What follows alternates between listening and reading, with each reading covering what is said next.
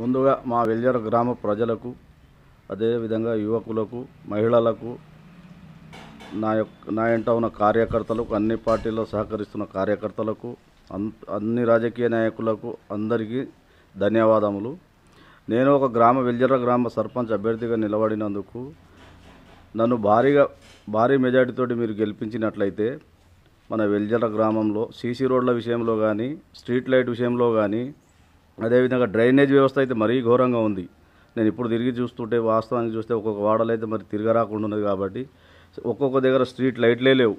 ఆ విధంగా బతుకులు ఉన్నాయి మా వెల్జర్ది ఇంకా. కాబట్టి నేను దయచేసి చెప్తాను, ఇన్ని రోజులు మనకు అగ్రకులాల చేతుల్లోనే మన రాజకీయం నడుస్తున్నది. ఇప్పుడు దాన్ని మార్చాలి. రాజకీయంలో ఏదో బ్రతకాడానికి రావద్దు, రాజకీయంలో బతుకు మార్చడానికి రావాలి అనే విధంగా మనం వెల్జర్ను తీర్చిదిద్దుదామని నేను ఈ ముందుకు వస్తున్నాను. కాబట్టి ఇంకొకటి స్కూల్ విషయం గిట్ట మన దగ్గర అయితే నాకు తెలుసు మన స్కూల్ ఒకటి ప్రాబ్లం ఉంది, పిల్లలకు గదులు లేవు. ఆ విషయం గిట్ట టీచర్లు మన దగ్గర ఇంతకుముందే మన మీటింగ్లో మాట్లాడినాము.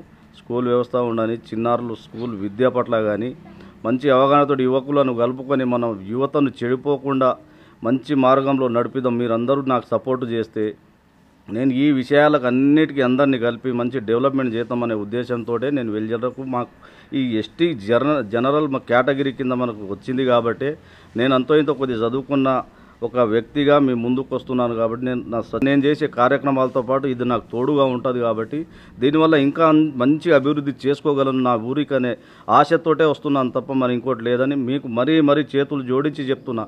నేను కానీ నా ప్యానల్ అయితే ఎవరైతే వార్డు మెంబర్ ఉన్నారో ఆ వార్డు మెంబర్కే ఖచ్చితంగా ఓటేసి గెలిపిస్తే ఆ అభివృద్ధి ఏందో నేను మీకు చేసి చూపిస్తానని నేను గంటబద్ధంగా మేము మాటిస్తున్నాను. నేను మాటిస్తే మట్టి పెట్టోని కాదు.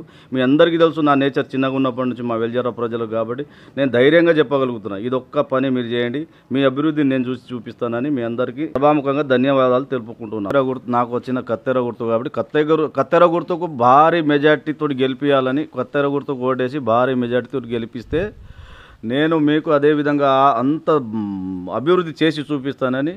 ఇంకో విషయం ఏంటంటే ఇన్ని రోజుల నుంచి ప్రతి ఒక్క సర్పంచులు వస్తున్నారు, ఎవరు వచ్చినా వెల్జర్ల కాడికే పరిమితం అయిపోతున్నారు. మా గొల్లకుంట తాండా, జిల్లగడ్డ తాండా, తోకరేగడి తాండా, వెంకటాపురం వీటికైతే రోడ్డు మరీ ఘోరంగా ఇప్పటిదాకా రోడ్లు లేవు. అంటే మనం తెలంగాణ సాధించిన 10 సంవత్సరాల రాజకీయంలో గిట్ట ఇప్పటిదాకా రోడ్లు రాలేదంటే ఇది చాలా సిగ్గుచేటు మాకైతే. ఎందుకంటే మేము వెనుకబడిన వాళ్ళమంటే వెనుకబడి వాళ్ళలాగానే చూసి పెట్టారు ఈ రాజకీయ నాయకులు. అందుకొరకు కంపల్సరీ ఈ గ్రామ ప్రజలు మా తాండావాసులు అందరూ నాకు సహకరిస్తే ఇది ఎమ్మెల్యే గారి దృష్టికి తీసుకెళ్ళి, లేకుంటే ఎంపీ గారి దృష్టికి తీసుకెళ్ళి, లేకుంటే అవసరమైతే మన సీఎం గారి దృష్టికి తీసుకెళ్ళి ఈ రోడ్లు ఇవన్నీ వేయించుకునే విధంగా నేను సహాయం చేయగల విధంగా నేను అభివృద్ధి చేసుకోగలను ఒకటి మాత్రం ఘంటాపదంగా చెప్తున్నా.